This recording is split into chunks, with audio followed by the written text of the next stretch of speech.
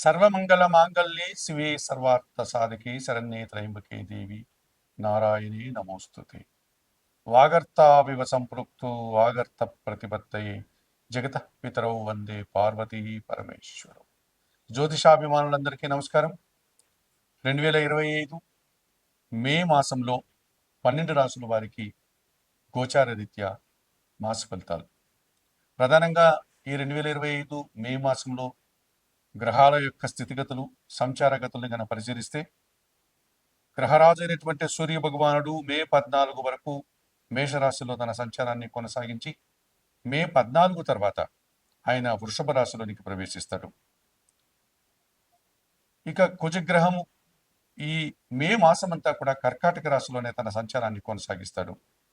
బుధగ్రహము మే 6 వరకు మీనరాశిలో ఉండి 6 తర్వాత మేషరాశిలోనికి ప్రవేశించి 23వ తారీఖు వరకు, అనగా మే నెల 23 వరకు మేషరాశిలో తన ప్రయాణాన్ని కొనసాగించి ఆ తర్వాత, అనగా మే 23 తర్వాత ఆయన వృషభ రాశిలోనికి ప్రవేశిస్తారు. ఇక బృహస్పతి గురువు మే 14 వరకు వృషభ రాశిలో సంచారం కొనసాగించి ఆ తర్వాత మిథున రాశిలోనికి ప్రవేశిస్తారు. శుక్రగ్రహము ఈ 2025 మే మాసం అంతా కూడా మీన రాశిలో తన సంచారాన్ని కొనసాగించే పరిస్థితి కనిపిస్తుంది. అలాగే కర్మకారకుడు, వృత్తికారకుడు అయినటువంటి శని భగవానుడు మీనరాశిలోనే ఈ 2025 మే మాసం అంతా కూడా తన సంచారాన్ని కొనసాగిస్తాడు. ఇక రాహువు మే నెల 18 వరకు మీనరాశిలో సంచరిస్తూ మే నెల 18 తర్వాత ఆయన కుంభరాశిలోనికి వెనుకకు మరలి తన సంచారాన్ని కొనసాగిస్తాడు. అలాగే కేతు గ్రహము మే నెల 18 వరకు కన్యా రాశిలో సంచారాన్ని కొనసాగించి ఆ తర్వాత సింహరాశిలో మే 18 తర్వాత సింహరాశిలోనికి ఆయన ప్రయాణం ముందుకు సాగుతుంది. ఈ రకంగా 2025 మే మాసంలో గ్రహాల యొక్క స్థితిగతులు ఉన్నాయి. ఇప్పుడు 12 రాశుల్లో 2025 మే మాసంలో మకర రాశి వారి యొక్క మాస ఫలితాలు. ఈ మకర రాశి వారికి 50 నుంచి 60% సుఫలితాలు రావడానికి అవకాశం ఉంది. షష్టమ భాగ్యాధిపతి అయినటువంటి బుధుడు మే 6 నుంచి చతుర్థ భావంలో మేషరాశిలో ఈ మే చివరి వరకు ఆయన సంచారం కొనసాగించడం వల్ల వ్యాపార అభివృద్ధి బాగుంటుంది. పోటీ ప్రపంచంలో విజయాలు సాధించుకోగలుగుతారు. ఆర్థికంగా బలాన్ని పుంజుకుంటారు. నూతన వ్యాపారాలు ప్రారంభిస్తారు. కుటుంబం కోసం నూతన వస్తువులు కొనుగోలు చేస్తారు. తృతీయ వ్యయాధిపతి అయినటువంటి గురువు మే 14 వరకు పంచమ భావంలో వృషభ రాశిలో సంచారం కొనసాగించడం వల్ల జన సహకారం బాగా ఉంటుంది. మీ ఆలోచన చాలా వరకు కార్యరూపం దాలుస్తుంది. విద్యాభివృద్ధిని పొందగలుగుతారు. సమాజంలో గుర్తింపుని, ఆర్థిక అభివృద్ధిని పొందగలుగుతారు.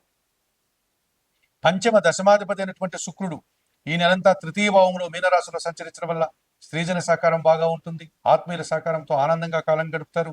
సంతానం విషయంలో శుభపరిణామాలు చోటు చేసుకుంటుంది. కుటుంబంలో నూతన కార్యక్రమాలు, శుభ కార్యక్రమాలు నిర్వహించి విజయాలను, ఆనందాన్ని పొందగలుగుతారు. విందు వినోదాల్లో పాల్గొని సంతోషిస్తారు. జన్మరాశ్యాధిపతి ద్వితీయాధిపతి అయినటువంటి శని భగవానుడు ఈ నెలంతా తృతీయ భావంలో మీనరాశిలో సంచరించడం వల్ల ఏళ్నాటి శని దోషం వెళ్ళిపోయింది.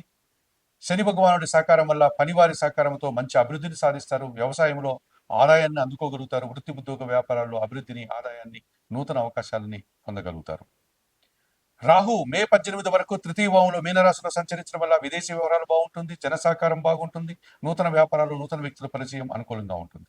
2025 మే మాసంలో ఈ మకర రాశి వారికి బుధగ్రహ అనుకూలత వల్ల ఆర్థికాభివృద్ధి, గురువు అనుకూలత వల్ల విద్యాభివృద్ధి, సమాజంలో పేరు ప్రఖ్యాతులు, శుక్రగ్రహ అనుకూలత వల్ల స్త్రీజన సహకారంతో కుటుంబపరమైనటువంటి సౌఖ్యాన్ని మీరు పొందేటువంటి వాతావరణం కనిపిస్తుంది. అలాగే శని భగవానుడి యొక్క తృతీయ భావంలో అనుకూలత వల్ల అన్ని రంగాల్లోనూ అభివృద్ధిని సాధిస్తారు. రాహు సానుకూలత వల్ల విదేశీ వ్యవహారాలు, జన సహకారం పుష్కలంగా లభిస్తుంది. ఈ రకంగా 50 నుంచి 60% సుఫలితాలను అందుకుంటారు మకర రాశి వారు ఈ మాసంలో. అయితే అష్టమాధిపతి అయినటువంటి సూర్య భగవానుడు చతుర్థ పంచమ భావాల్లో సంచరించడం వల్ల మేష వృషభ రాశుల్లో అధికారులతో అభిప్రాయ భేదాలు, అనారోగ్య సమస్యలు, ఆర్థిక సమస్యలు రావడానికి, ఉద్యోగంలో ఆటంకాలు రావడానికి అవకాశం ఉంది. అలాగే చతుర్థ లాభాధిపతి అయినటువంటి కుజుడు సప్తమ భావంలో కర్కాటక రాశిలో సంచరించడం వల్ల జనాలతో కానీ, జీవిత భాగస్వామితో కానీ, లేకపోతే వ్యాపార భాగస్వామితో మనస్పర్ధలు రావడానికి అవకాశం ఉంది.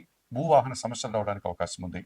ఇక కేతువు భాగ్యములో కన్యారాశిలోను, అష్టమములో సింహరాశిలో సంచరించడం వల్ల నిరాశ, ఆటంకాలు, అనారోగ్య సమస్యలు రావడానికి అవకాశం ఉంది.